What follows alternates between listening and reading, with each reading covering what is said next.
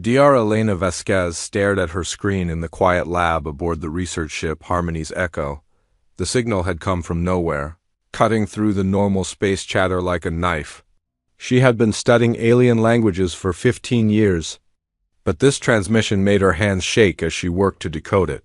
The voice was soft, musical, nothing like the harsh military frequencies she usually monitored. As the translation program worked, words began to appear on her screen. "Help us," it said. "They are killing our children. We have heard stories of the protectors from the Deathworld.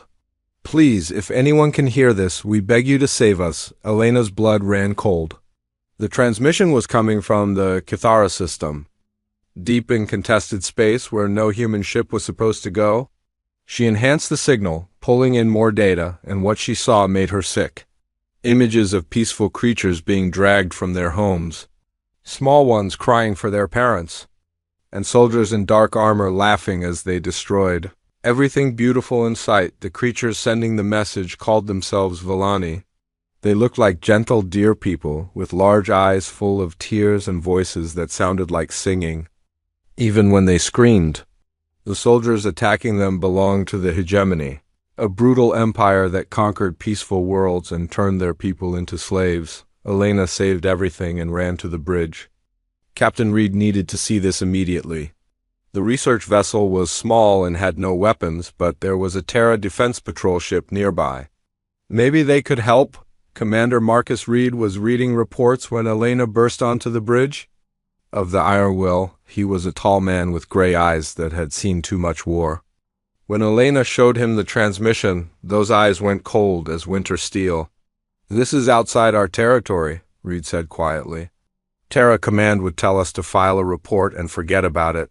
But Commander, they asked for us specifically." Elena insisted. "They called us the protectors from the Deathworld. They know who we are." Reed watched the images again. Villani children hiding in caves while hegemony soldiers hunted them like animals. Old ones begging for mercy that would never come.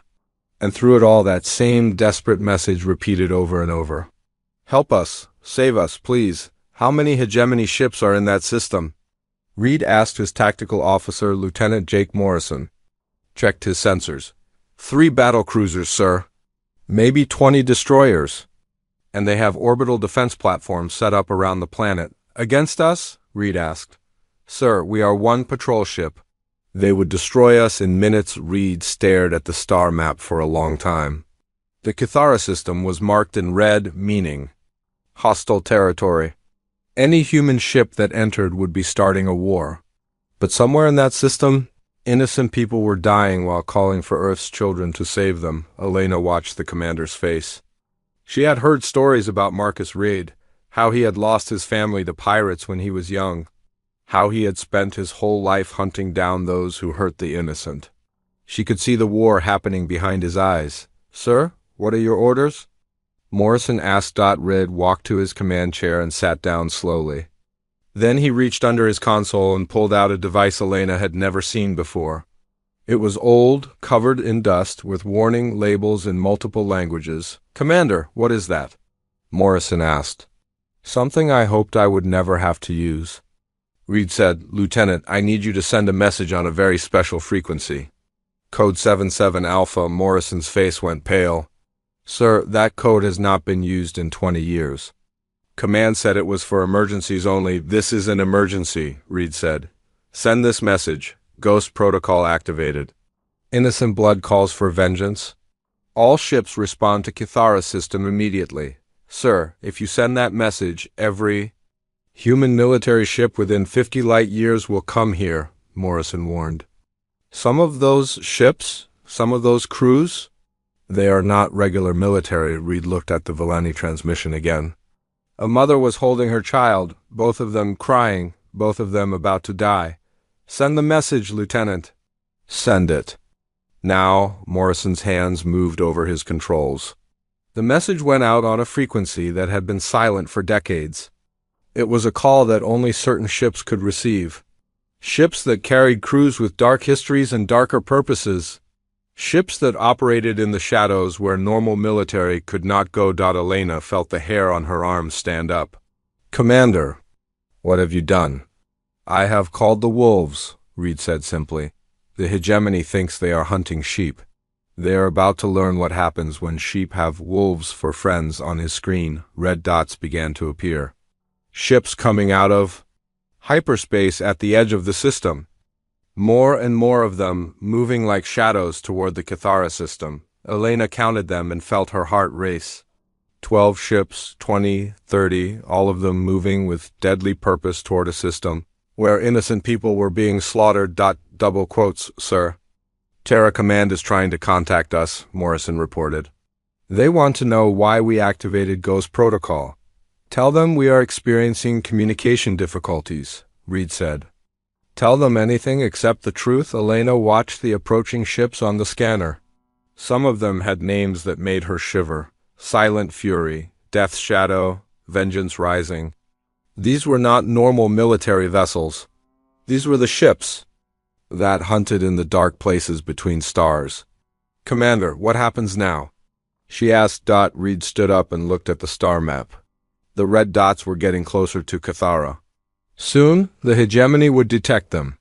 Soon, the galaxy would learn why humans were called Deathworlders. Now, Dr. Vasquez, we show the galaxy what happens when someone hurts children in front of Earth's guardians, Reed said. The Villani called for protectors. They are about to get something much more dangerous. On the screen, the first human ships entered the Cathara system. In response, hegemony alarms began screaming across every frequency. The hunters had become the hunted. Reed sat back in his command chair and smiled. It was not a nice smile. It was the smile of a predator who had found prey that deserved no mercy. The Villani had sent their message to the void, hoping someone would hear. Someone had heard. And now the children of the Death World were coming to teach the galaxy a lesson it would never forget. Elena watched the ships move toward their destination and whispered a prayer for the Villani. Help was coming. Help with claws and teeth, and no mercy for those who harmed the innocent. The greatest rescue mission in galactic history was about to begin. Admiral Diana Cross stood on the bridge of the massive dreadnought. Prometheus unbound and watched the stars bend around her ship as it dropped out of hyperspace. Her face was a map of old battles scarred from fighting pirates and slavers across the galaxy. When the Ghost Protocol message had reached her, she had not hesitated for even a second. Admiral, we have 37 ships in formation, reported Captain Torres from the navigation station. More are still arriving. Diana nodded. The response had been bigger than she expected. Ships were coming from all over human space, drawn by a call that had not been heard in 20 years. Some were regular military vessels. Others were something else entirely. Admiral, the Iron Will is requesting permission to come aboard, Torres said. Granted. Have Commander Reed meet me in the war room. Diana walked through the corridors of her ship, past crew members who moved with deadly efficiency. These were not normal sailors. Many of them had been criminals before joining her crew. Pirates who had turned their skills to hunting other pirates. Murderers who now killed only those who deserved it. The darkest children of humanity pointed at the galaxy's worst monsters. Red was waiting in the war room when she arrived. He looked tired but determined. Next to him stood a woman Diana did not recognize. Dr. Elena Vasquez, Reed said.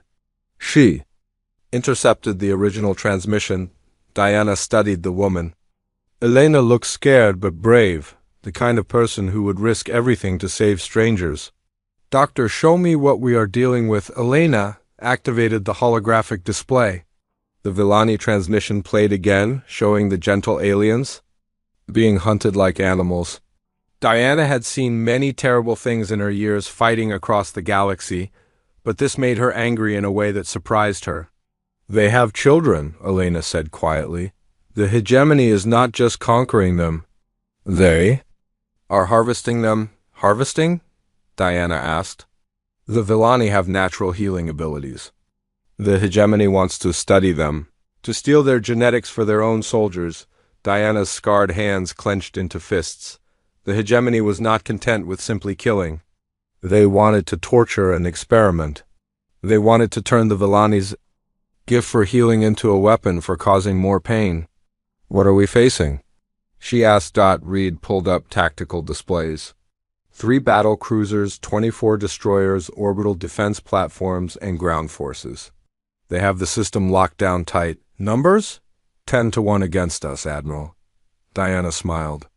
It was the smile of a shark who had smelled blood in the water. Good, I was worried this might be easy, a new voice spoke from the doorway. Admiral Cross, permission to join the briefing. Diana turned to see Captain Rosa Delgado of the stealth destroyer Silent Fury. Rosa was small and quiet, but Diana knew she was one of the most dangerous humans alive. Her ship specialized in psychological warfare, making enemies disappear without a trace. What do you have for us, Rosa? Diana asked. My ship has been monitoring hegemony communications. They know we are coming. They are not running. Why not? Because they think we are insane, Rosa said with a cold smile. No species in galactic history has ever attacked a fortified hegemony position.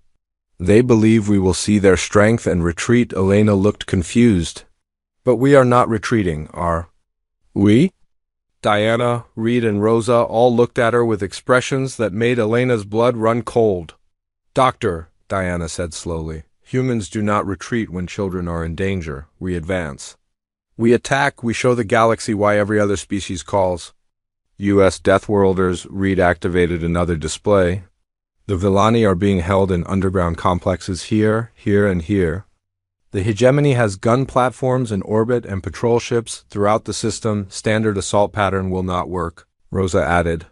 They have overlapping fields of fire and too many ships. Diana studied the tactical situation.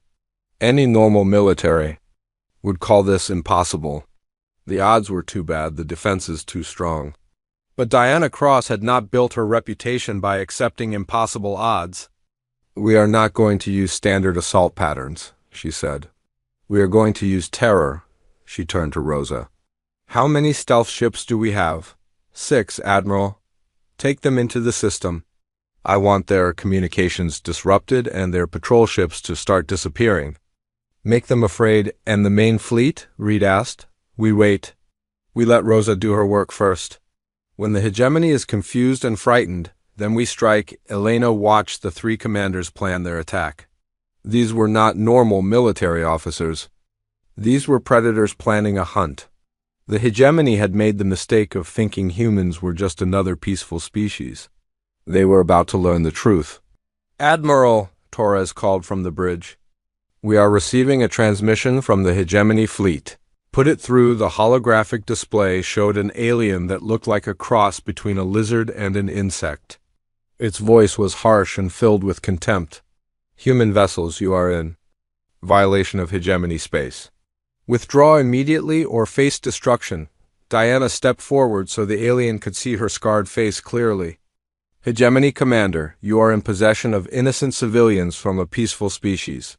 Release them immediately. The alien laughed. The Villani are our property now. If you want them, come and take them. We will, Diana said simply, and cut. The transmission. Reed looked impressed. Short and to the point. The time for talking is over, Diana said. Rosa, begin your mission. Reed, have your ship join the stealth squadron. Elena, I want you monitoring all Villani transmissions. The moment we attack, they need to know help is coming. As the meeting broke up, Elena grabbed Diana's arm. Admiral, can we really save them? The odds are so bad. Diana looked down at the smaller woman. Doctor, humans have been facing bad odds since we first walked upright on our death world. We are very good at making impossible things happen. She walked to the bridge and looked out at the stars. Somewhere ahead, innocent people were suffering while their tormentors laughed, but the laughter was about to stop. All ships, this is Admiral Cross, she said into her communicator. Ghost Protocol is now active. Remember why we are here. Remember what they did to children? Show the galaxy why humans are feared across the stars. The human fleet began to move. Stealth ships vanished from sensors as they raced ahead. Main battle. Ships spread out in attack formation. In the distance, the Cathara system waited. Unaware that Earth's most dangerous children were coming to deliver justice. Diana Cross smiled her shark smile and gave the order that would change galactic history. Begin. The hunt.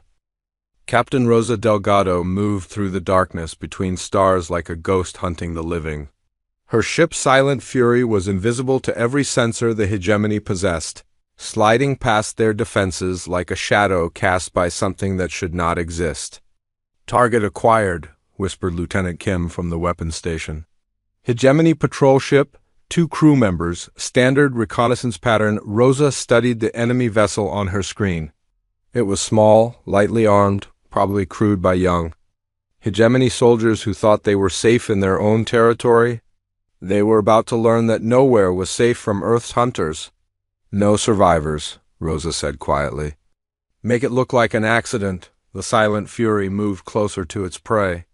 The hegemony ship continued its patrol, unaware that death was sliding up behind it. A single shot from Rosa's modified plasma cannon punched through the enemy's engine core. The ship exploded in a brief flash of light that could have been a reactor malfunction. 1 down, Rosa reported to the fleet. Moving to next target, across the Cathara system, 5 other stealth ships were conducting similar hunts. Hegemony patrol vessels simply vanished from space, leaving nothing but scattered debris. No distress calls, no warnings, just silence where living beings had been moments before. Commander Viktor Petrov watched from his converted mining ship as another enemy patrol disappeared from his sensors. His vessel looked harmless from the outside, just another civilian freighter that had wandered into the wrong system. Inside, it carried enough firepower to level a city. Petrov to all mining ships, he said into his communicator. Begin approach to orbital platforms. Remember, these look like suicide runs, but they are not. Jump to escape pods at the last second. 6 ships that looked like harmless miners suddenly accelerated toward the hegemony's orbital defense stations. The enemy opened fire immediately, assuming the humans had gone insane with desperation. Massive cannons that could destroy battleships focused on the approaching freighters. At the last possible moment, the human crews teleported to safety as their ships rammed into the defense platforms. The explosions were spectacular, taking out 3 of the enemy's strongest positions in a matter of seconds. The psychological impact was immediate.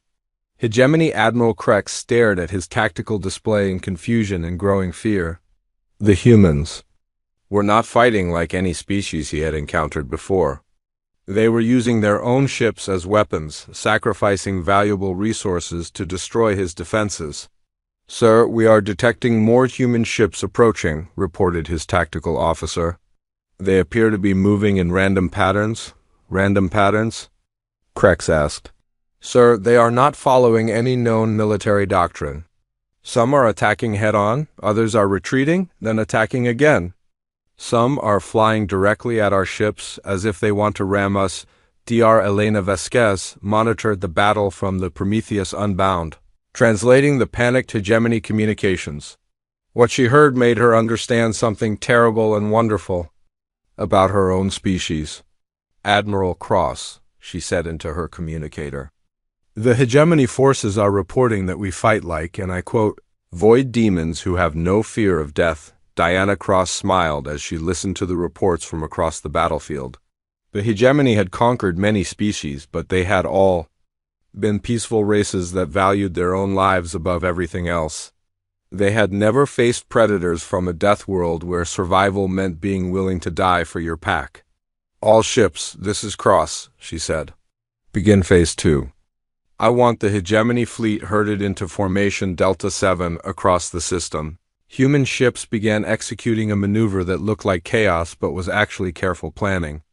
They attacked from impossible angles, retreated when they should advance, and advanced when any sane species would retreat. Slowly, without realizing it, the hegemony ships were being pushed into a specific area of space on the planet's surface. Elder Corin of the Villani huddled with his people in the underground shelters. Above them, they could hear the sounds of battle as human and hegemony ships fought in the darkness of space. The hegemony soldiers guarding them seemed nervous for the first time since the invasion began. Elder, whispered young Myra, one of the few Villani children still alive. Are the protectors really coming? Corin looked up at the ceiling where dust fell with each explosion above. Yes, little one, the humans heard our call. They are fighting the monsters for us, a hegemony guard kicked Corin with his boot. Shut up, old one, your precious humans will be dead soon. No one can defeat the hegemony, but even as he said it, the guard's voice shook with uncertainty. Reports were coming in from across the system. Human ships that should have been destroyed were still fighting. Patrols that should have checked in were missing.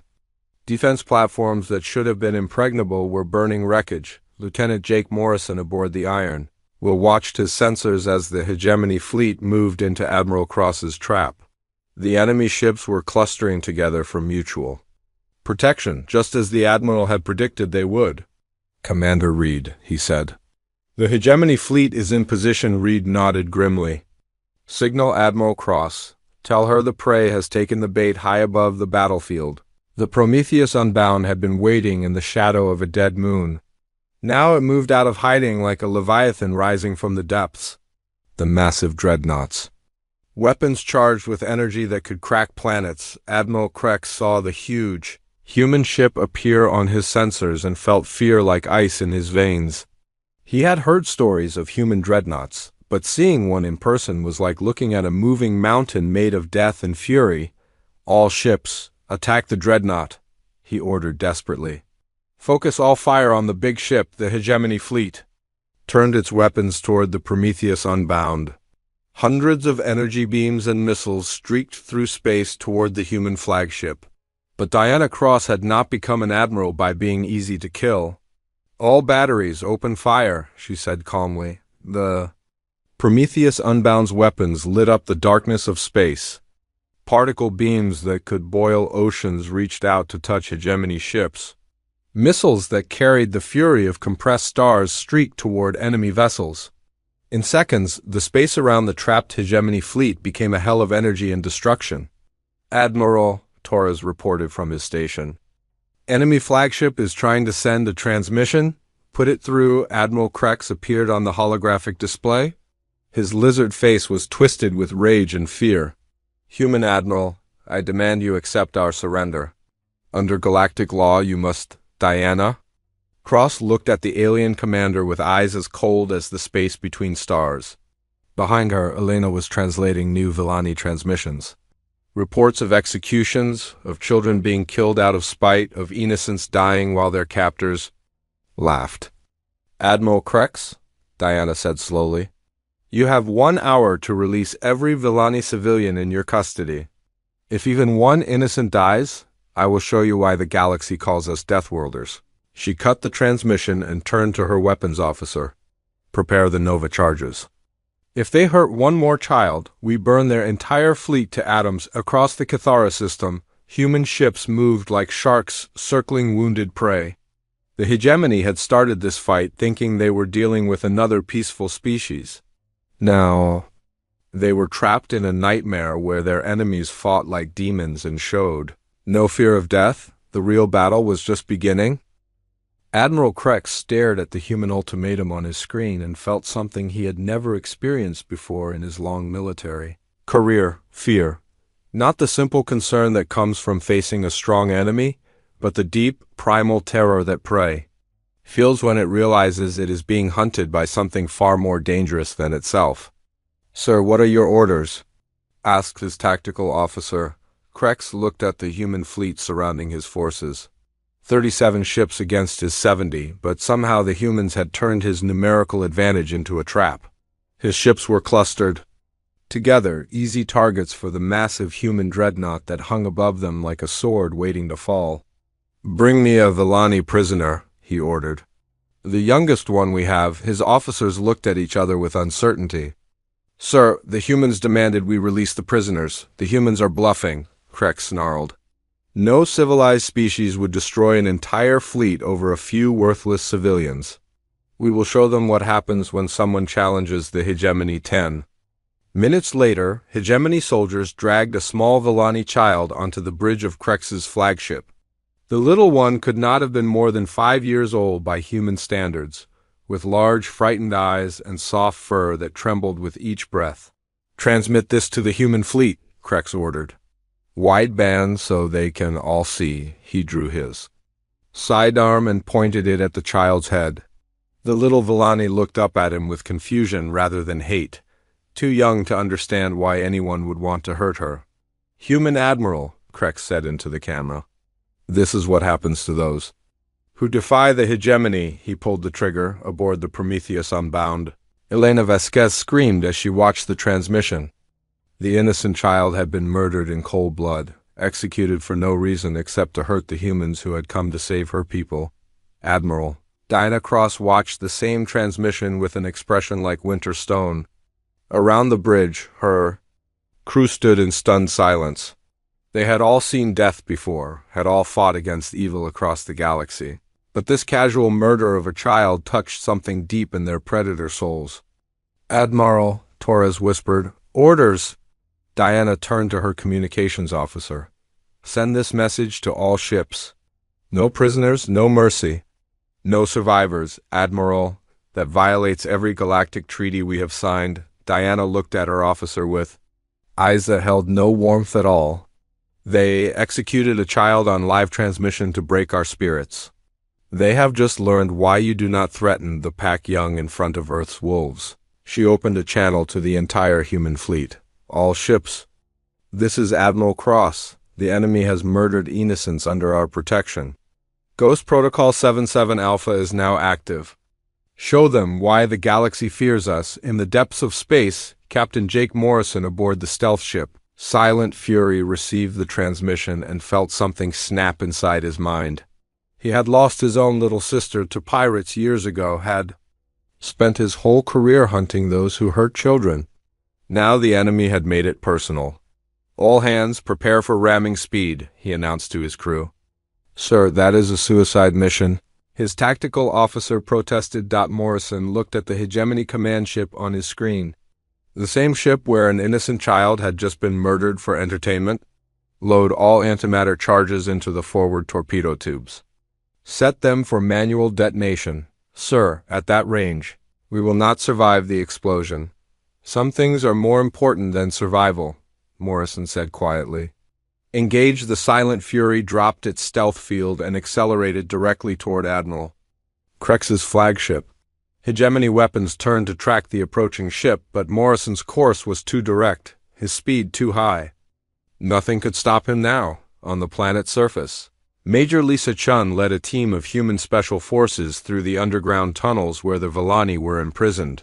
Her soldiers moved like ghosts through the darkness, using night vision and enhanced reflexes to avoid Hegemony patrols. "Major, we have 20 Villani civilians ahead," whispered Sergeant Brooks over the radio. "4 guards, standard weapons. Take them quietly," Chun ordered. "We do not want to alert the other positions." The human soldiers struck like lightning. 4 Hegemony guards were dead before they could even scream, killed by humans who moved faster and hit harder than anything they had ever faced. The Villani prisoners looked up at their rescuers with wonder and gratitude. Elder Corrin was among the prisoners. He stared at the human soldiers with their scarred faces and cold eyes, and realized he was looking at creatures bred for war on a world where everything tried to kill everything else. "You came," he whispered. "The protectors from the Deathworld." "Really came, sir. We need to move," Chun said urgently. "More guards will be here soon." But as they prepared to leave, alarms began screaming throughout the underground complex. Hegemony soldiers were rushing toward their position from every direction. "They know we are here," Brooks reported. "Looks like 50 hostiles incoming." Chun looked at the Villani civilians huddled behind her. "Old ones, young ones, all of them. Weak from imprisonment and torture. They could not move fast enough to escape." "Sergeant, take the civilians and get them to the surface," she ordered. "I will hold this position. Major, you cannot fight 50 soldiers alone." Chun checked her weapons and smiled grimly. "Watch me." The first Hegemony soldiers rounded the corner and found a human female crouched behind improvised cover. They laughed, thinking one small human could not possibly threaten trained soldiers. They stopped laughing when Chun opened fire, her Rifle spat death at speeds that seemed impossible. Every shot found its target, every target dropped dead. The hegemony soldiers tried to advance but found themselves facing something they had never encountered before. A human protecting innocence. Above in space, Morrison's ship struck Admiral Krex's flagship like the fist of an angry god. The antimatter charges detonated in a flash of light that could be seen from neighboring star systems. When the radiation cleared, both ships were gone, vaporized in an explosion that sent shock waves across the entire hegemony fleet. The psychological impact was immediate and devastating. The humans had not retreated when faced with superior numbers. They had not negotiated when offered terms. One of their officers had destroyed himself and an entire enemy ship just to avenge a murdered child. "Admiral Cross," Elena reported with tears in her voice, "I am receiving transmissions from across the hegemony fleet. Some of their ships are trying to surrender." Diana looked at the tactical display. Enemy vessels were breaking formation, trying to escape the system. Others were powering down their weapons and broadcasting surrender messages. The murder of the Villani child had broken something in the human fleet, but it had also broken something in their enemies. "No surrender," Diana said coldly. "They made their choice when they executed an innocent." The Prometheus Unbound's weapons charged again, preparing to turn the hegemony fleet into expanding clouds of superheated gas. Across the system, human ships moved in for the kill, their crews driven by a fury that transcended military discipline. Elder Korin, being evacuated to the surface by human soldiers, looked up at the night sky where ships exploded like new stars. He understood now why the galaxy called humans Deathworlders. They were not just warriors. They were something far more dangerous. They were protectors who would die before letting harm come to innocence under their care. The hegemony was about to learn why that was the most terrifying thing in the universe. 3 weeks after the Battle of Cathara, Dr. Elena Vasquez stood in the rebuilt Villani settlement and watched children play in gardens that had been watering holes for blood just days before. The sound of their laughter was like music after the screams she still heard in her nightmares. "Dr. Vasquez," called Elder Korin as he approached with slow, careful steps. The old Villani still bore scars from his imprisonment, but his eyes held something that had not been there before the humans. Came hope. "Elder Korin, how are your people adjusting?" Elena asked. "We are healing," he said simply. "But more than that, we are learning. Your people have shown us something we never understood before." "What is that?" "That strength does not have to mean cruelty. That predators can protect instead of destroy." Elena looked across the settlement where human engineers worked alongside Villani builders to repair the damage done by the hegemony. It was a strange sight, humans who had been born to hunt and kill now using their hands to create and heal. "Elder, I have something to tell you," Elena said carefully. "My government has received over 200 messages from other species across the galaxy. They all heard about what happened here." Korin's ears perked up with interest. "What kind of messages?" "Distress calls, requests for protection. Entire species begging Earth to defend them from various tyrants and slavers." The old Villani was quiet for a long moment. "And what will your people do?" Before Elena could answer, Commander Marcus Reed joined them. The man who had started it all by answering the Villani SOS looked tired but satisfied. His decision to activate Ghost Protocol had changed the galaxy. "Forever, Commander," Elena said. "I was just telling Elder Korin about the messages we have been receiving." Reed nodded grimly.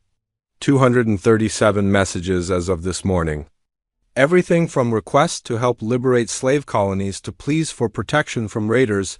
"That is a lot of responsibility," Korin observed. Double quote. "Yes, it is," Reed agreed. "Terra Command is setting up something called the Sanctuary Protocol. Any peaceful species under attack can call for help, and we will respond." Elena felt a chill run down her spine. "Marcus, do you understand what that means?" "We are essentially declaring ourselves the protectors of the galaxy." "No," Reed said quietly. "We are accepting a responsibility we already had. The moment we became the strongest predators in known space, we became responsible for protecting those who cannot protect themselves." A new voice joined the conversation. Admiral Diana Cross walked toward them with the measured pace of someone who had seen too much war, but was not yet ready to rest. Her scarred face was softer now, but her eyes still held the cold fire that had destroyed an entire hegemony fleet. "Admiral," Elena said with surprise. "I thought you had returned to Terra Command." "I have new orders," Diana said. "I am to establish a permanent human presence in this sector. The Galactic Council has formally requested that Earth take responsibility for protecting peaceful species from aggressive neighbors." Corin looked amazed. "The Galactic Council asked you to do this?" "Unanimously," Diana confirmed. "It seems that our response to your distress call has impressed them. Or terrified them." Possibly both. Elena thought about the battle reports she had read. The complete annihilation of the hegemony fleet. The rescue of every single Villani prisoner. The message sent to every predatory species in the galaxy that innocents under human protection were not to be touched. "What about the other hegemony? Territories?"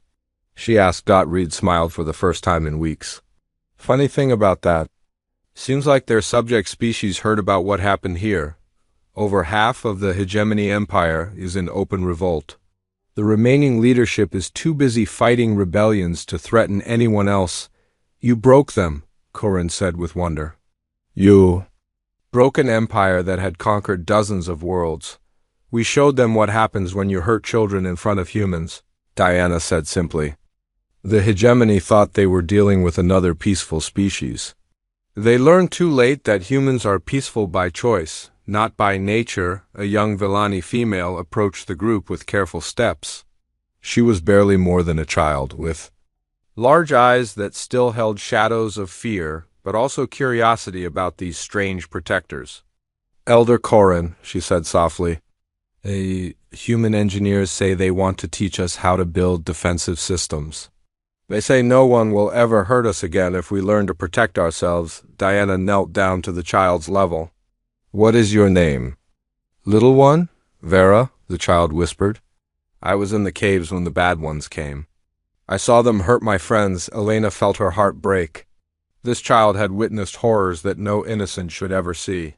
But there was something else in Vera's eyes now, a spark of determination that had not been there before. "Vera," Diana said gently, "would you like to learn how to make sure the bad ones can never hurt anyone again?" The child nodded eagerly.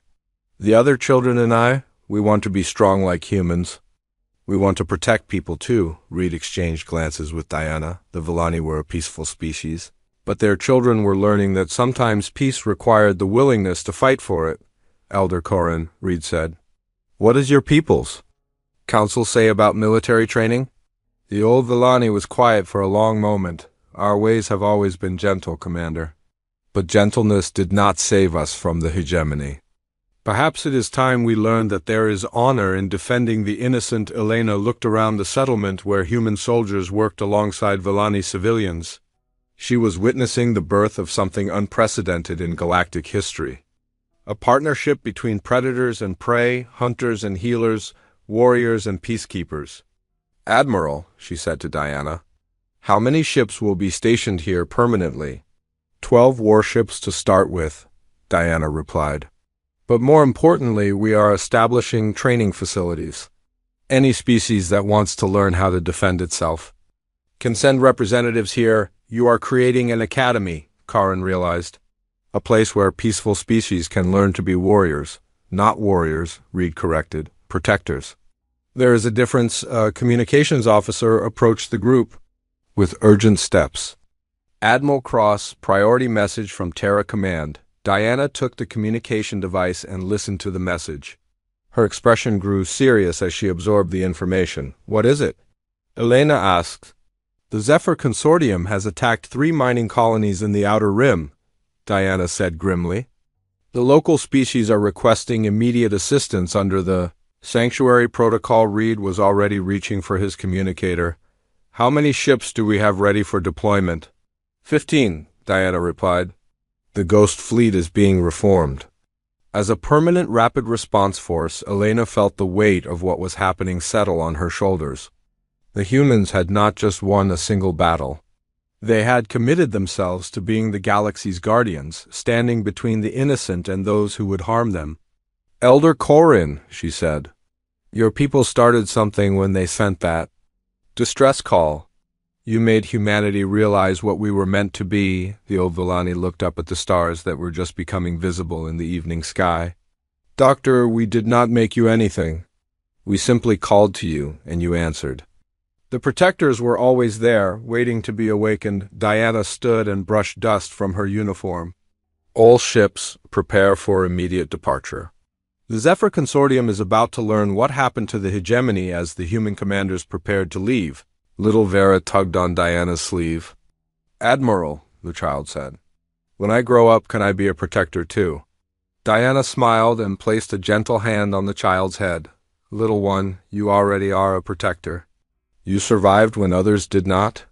You chose hope when despair would have been easier. The galaxy needs protectors like you." Elena watched the exchange and understood something profound. The humans had not conquered the galaxy through force. They had conquered it through compassion backed by unshakable strength. They had shown every species what protection looked like when it came from creatures who had evolved to be the ultimate predators. As the human ships lifted off from the Villani world, Elena remained behind to continue her linguistic studies. But now she had a new mission. She would help establish the communication networks that would let every peaceful species in the galaxy send out one simple message when they were threatened, the same message the Villani had sent weeks ago. "Help us, save us, please, and somewhere." In the darkness between stars, human ships would hear that call and respond, with a message that would echo across the galaxy for generations to come. "We heard your call. Help is coming." Elder Corin stood with Elena and watched the human fleet disappear into hyperspace. Above them, a new flag flew over the Villani settlement. Earth's blue marble surrounded by the symbols of every species under human protection. A promise written in light against the darkness. No innocent would cry out in the void without answer. The children of the Deathworld were listening, and they would always come when the helpless called for salvation. The galaxy had learned to fear humanity's strength. Now it was learning to trust humanity's heart. And in the depths of space, where tyrants and slavers had once hunted freely, shadows moved with deadly purpose. The Ghost Fleet was always watching, always ready, always willing to show the universe why hurting innocents in front of humans was the last mistake any species would ever make.